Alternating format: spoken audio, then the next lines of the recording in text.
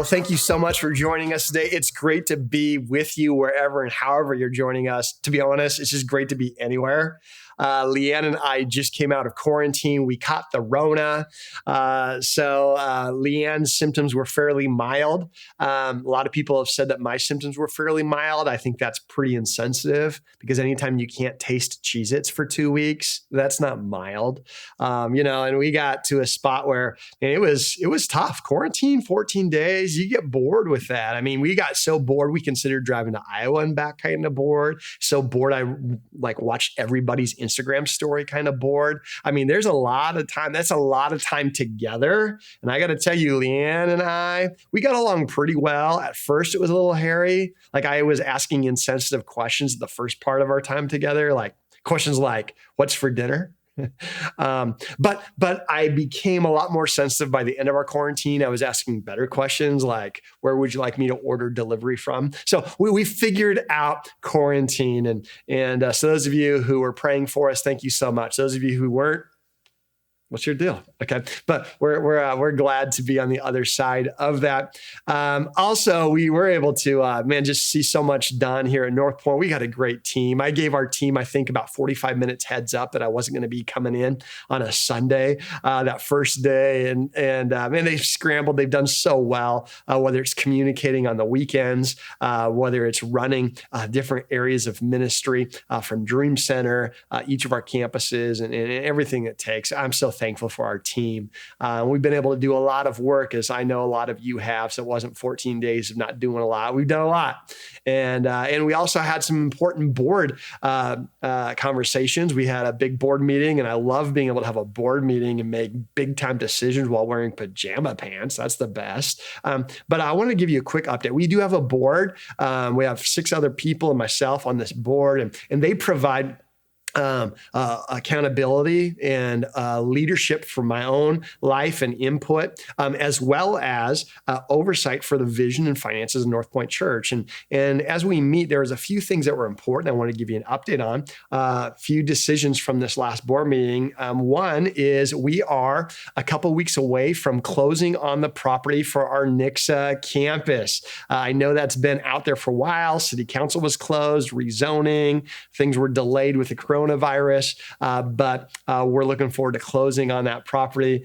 really soon. So excited. Second thing is we've decided to go back indoors with our campuses October 18th. We'll talk about that here in a second. We also have decided we're going to launch indoors the brand new campus. It's been a pop-up here for a while, but the Dream Center campus, super excited about that. And then fourthly, we're going to continue this pop-up experiment at Republic. We've been doing this outdoors. In November, we're moving that indoors. All those details are coming out, and we're doing that with the anticipation that one day that will be a permanent campus. We're excited about what God's doing in Republic. So that's where we're at right now. We're excited. Let me talk about what that means starting October 18th when we go indoors. From the very beginning, we've had the conversation that we are going to mirror what Springfield local ordinances and health guidelines will be for all of our campuses. Now, we've been outside, so it hasn't been a huge impact, but going back indoors, now these things could change all the time with city council and updates and whatnot. But our plan will be at this point, October 18th, as we go indoors at all campuses, not just the ones in Springfield, all campuses, we're going to do a few things. We're going to mask up for all environments outside of our Kid Point environment. The volunteers there obviously will be masked, but outside of that, everyone we're asking to be masked up. Second thing is we're going to spread out. We've got the rows 6 feet apart. And if you're seated, we'll seat you in your orders of groups that you come in, and you'll have 3 chairs between you and someone outside of your group, right? So we'll be spread out, social distance, masked indoors, social distance. And we're also going to ask you to tune in. Those of you who for whatever reason, aren't comfortable coming to an indoor environment, or those of you who aren't comfortable with our guidelines indoors. We understand that. We want to ask for you to continue to tune in. We are going to provide our best environment possible, experience possible online. We've got our new North Point app here the last several months. We want you to make that a personal tool.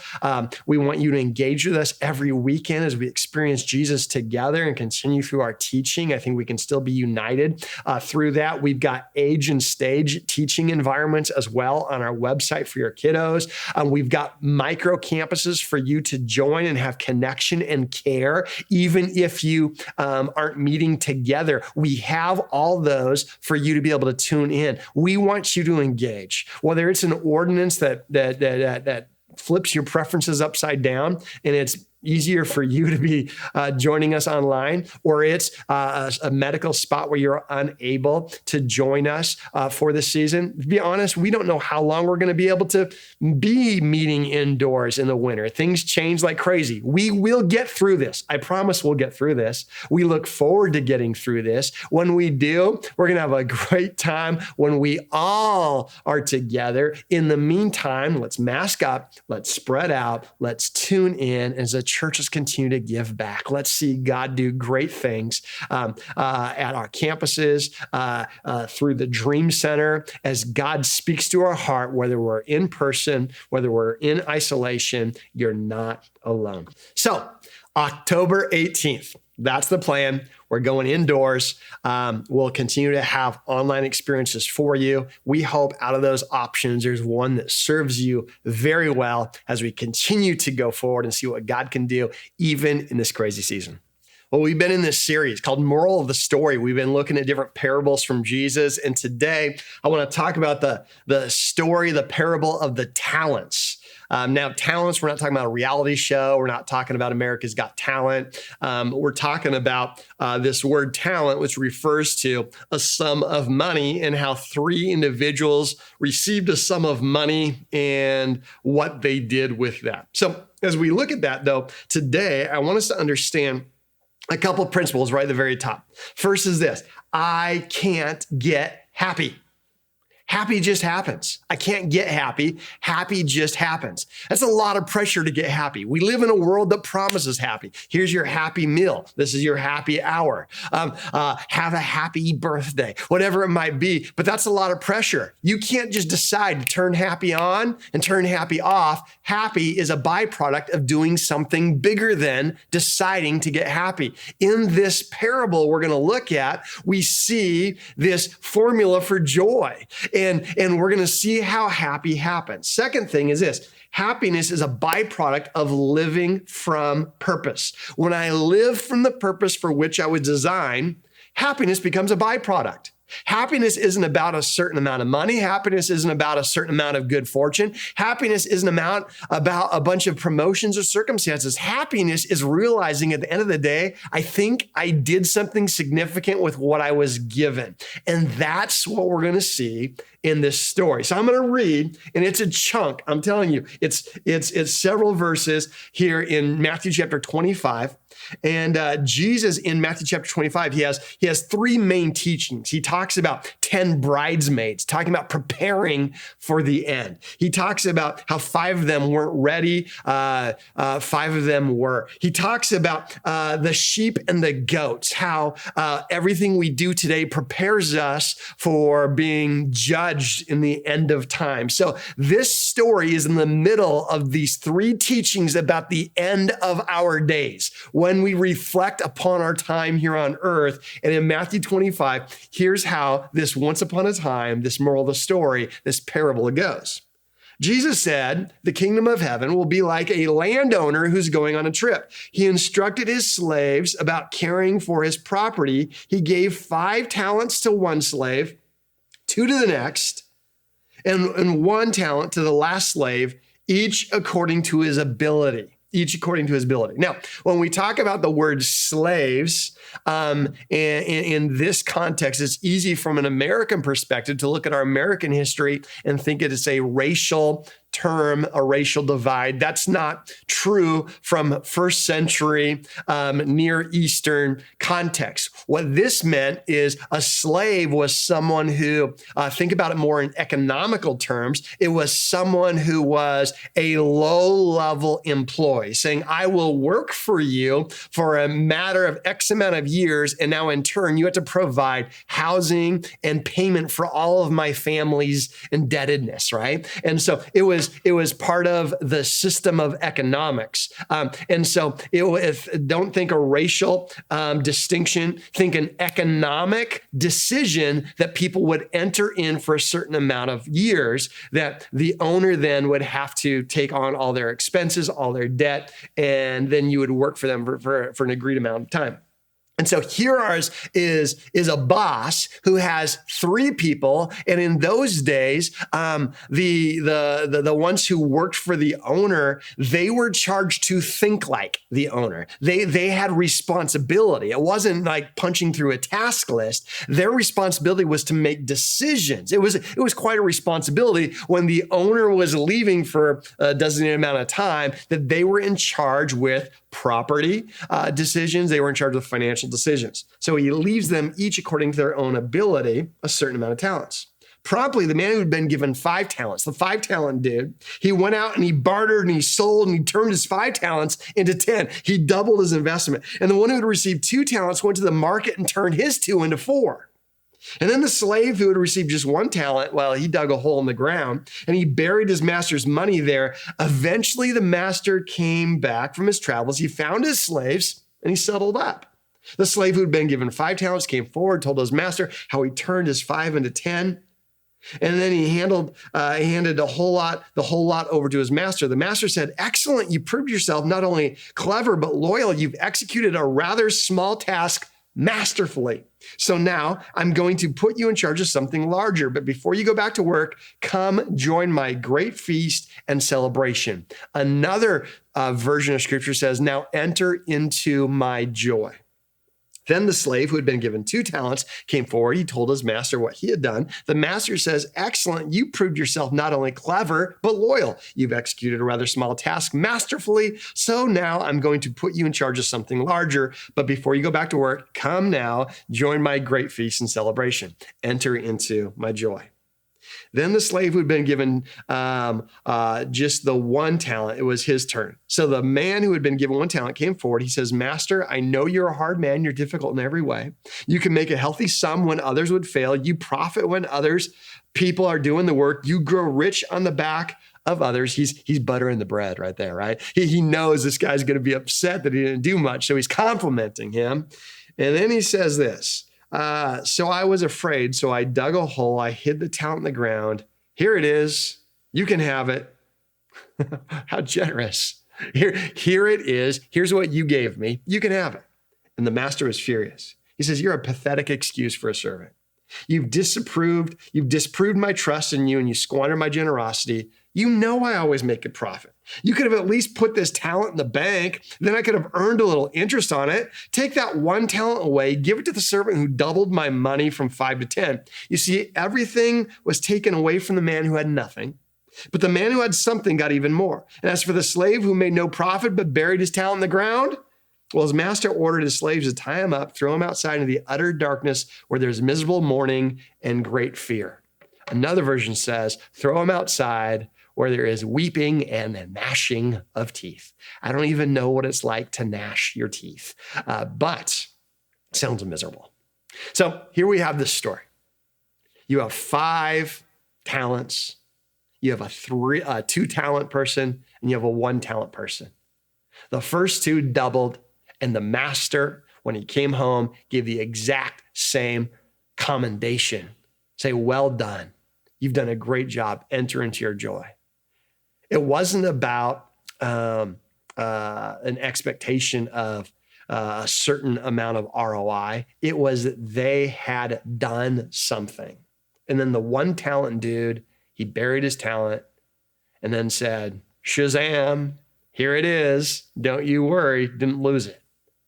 And somehow not losing what you've been given isn't the type of thing that makes the master excited.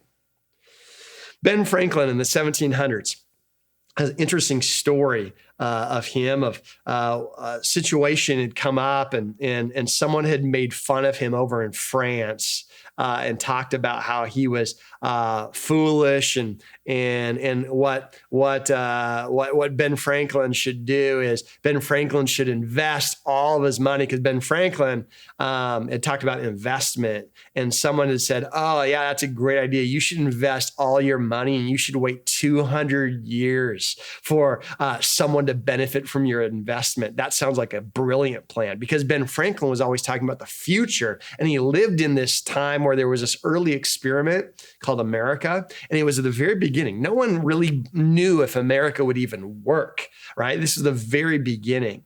And Ben Franklin is trying to convince people to invest in this land, even invest in something that would outlive them. And it was being mocked. And someone said, "Yeah, you should do the type of investment that'll take 200 years for it to pay off. That's a great idea, Ben." And Ben, instead of getting bitter and mad that this guy was making fun of him, wrote him a letter and said, "Thank you so much for the idea. Matter of fact, that's a great idea." And so Ben created this thing that we now would refer to as an endowment.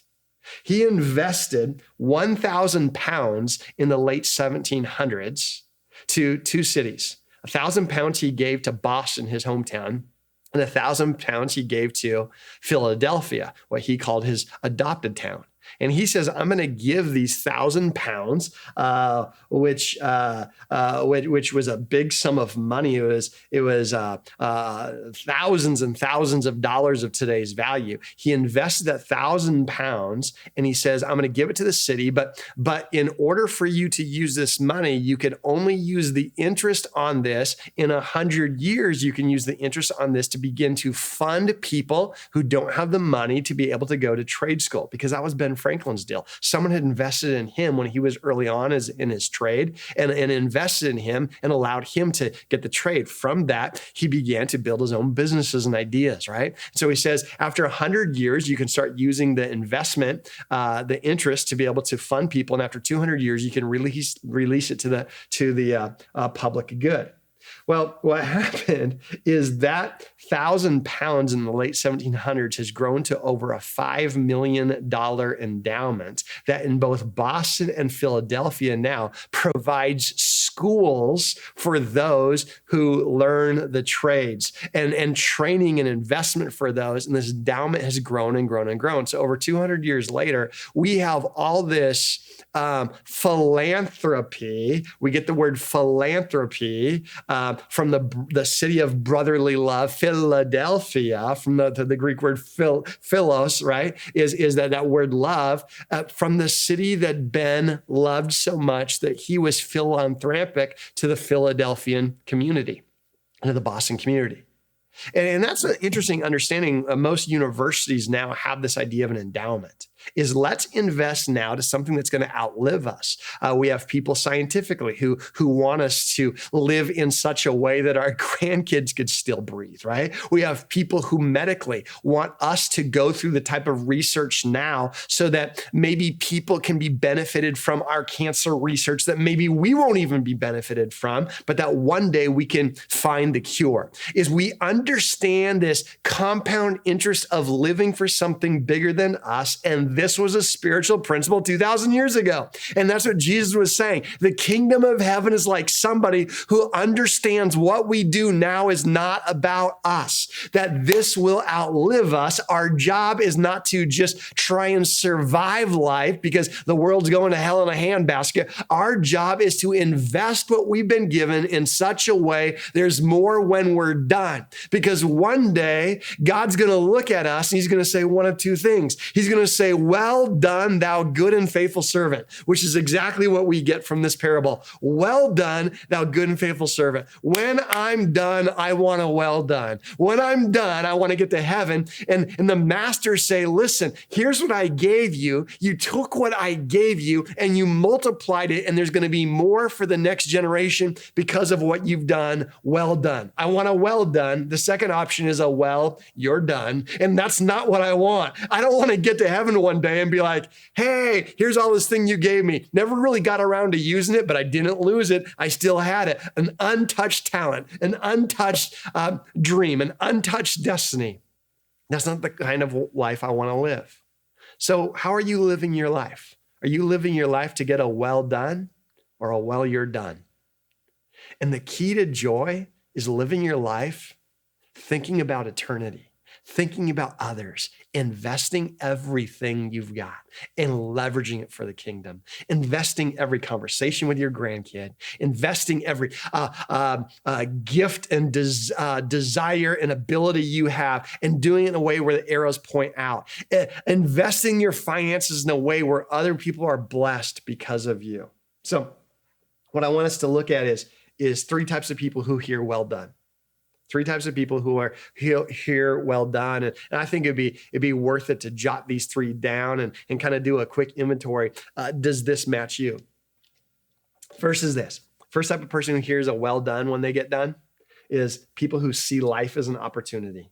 They see life as an opportunity. Say, man, why am I here? Do you know the reason you're here today? I don't care if you're watching us from a hospital bed. I don't care if you're watching us from the middle of quarantine. I don't care if you're watching us with a crowd of people. Bottom line, no matter how much life you have left, you have an opportunity. If you can fog a mirror, you can impact eternity. What you do now, if you don't bury it, if you don't just check in and check out, if you can live fully, whether you're celebrating or whether you're mourning, whatever you're doing, you do with everything as unto the Lord. And when you do that, you're living life as an opportunity.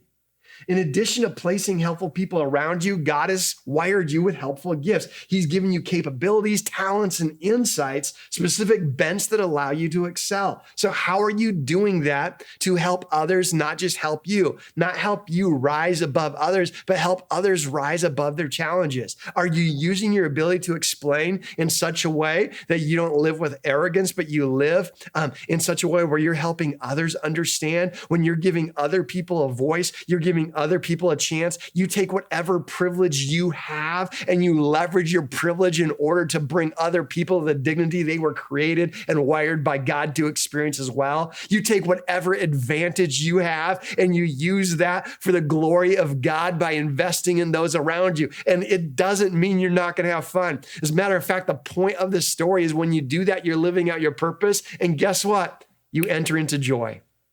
Joy is a byproduct of doing something bigger than yourself, doing something that's not for you. I love the guy who was given more but didn't waste it. He didn't rest. He didn't say, well, I've got 5 talents, no big deal. He says, well, it's not about how much I have. It's about what I can do with what I have. And I love that the guy who's the 2-talent dude, he didn't just compare. He didn't just say, well, that sucks. That guy got 3 talents more than me. I don't know why. I mean, look at my resume. Why did he get more? And it's just not fair. If I had 5 talents, he didn't waste any of his time whining about his lack of 5 talents. He spent all of his time investing his 2 talents. And then you got the 1-talent dude.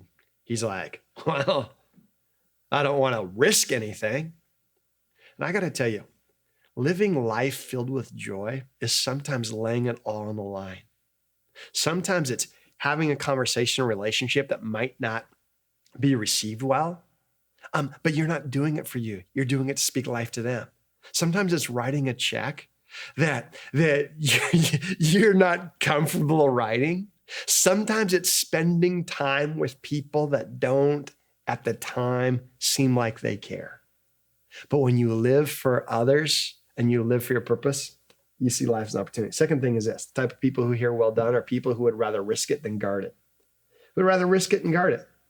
And shouldn't the children of the Master in heaven, shouldn't those who call themselves followers of Jesus should be the type of people who are willing to risk everything? I'm willing to risk my preferences.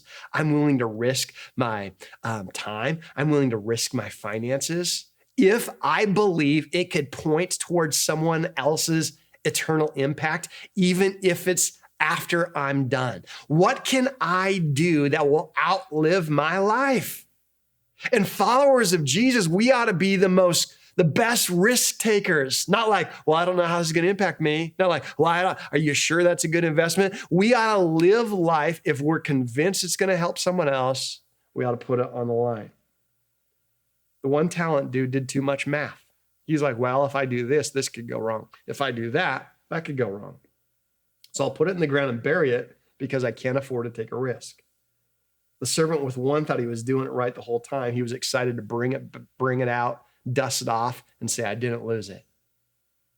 I don't want to get to the end of my days saying, man, I guess I could have done more.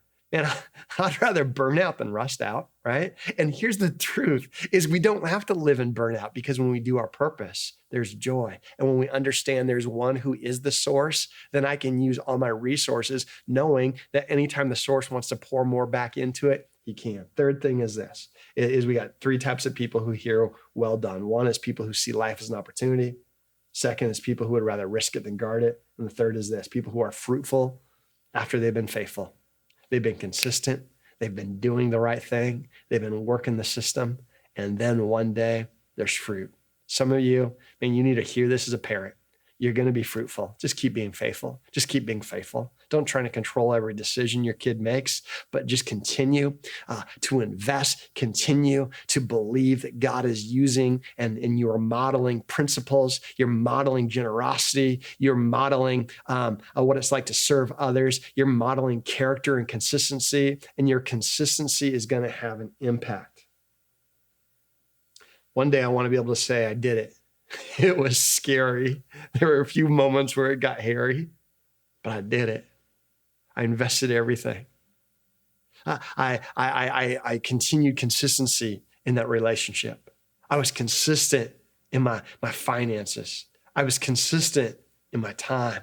I was consistent in my actions to be able to build a relationship of trust where people one day heard about Jesus Christ. Bottom line is this, when you remember where you're headed and why you're here, you're going to live with a lot more opportunistic joy on the journey. If you're a follower of Jesus and you're not joyful, my guess is you forget where you're going or you've forgotten why you're here. If you're a follower of Jesus, let's let those two things, where I'm going and why I'm here, let me have joy in this journey and be opportunistic. If you're not a follower of Jesus, I think that's where you start. Where are you going? One day you're going to get you're done. So then what do you have? Do you have a relationship with Jesus Christ to be able to say, here I am. From the moment you revealed yourself to me, from that point on, I lived every day for those around me to be able to impact eternity. Is today the day you want to be able to say, Jesus, forgive me of my sin. From this day forward, I want you to be my master. I don't want to be my own master. That's not life-giving. That's not forward-serving. So today maybe is your day to make that decision. Key to joy is be focused on where you're going. Be faithful with what you've been given. So let's not dig ourselves a hole. Let's give ourselves an opportunity to one day look back and say, wow, hear the master say to us, well done. Father, today, I pray you would give us a strong sense of where we're going, hope in where we're going. I pray that you would give us an understanding for why we're here. And with those two things, we would be fueled with joy for the journey. Give us the joy that gives us strength in the middle of every relationship and every opportunity so that one day we hear ringing throughout eternity the words, well done. In Jesus' name, amen.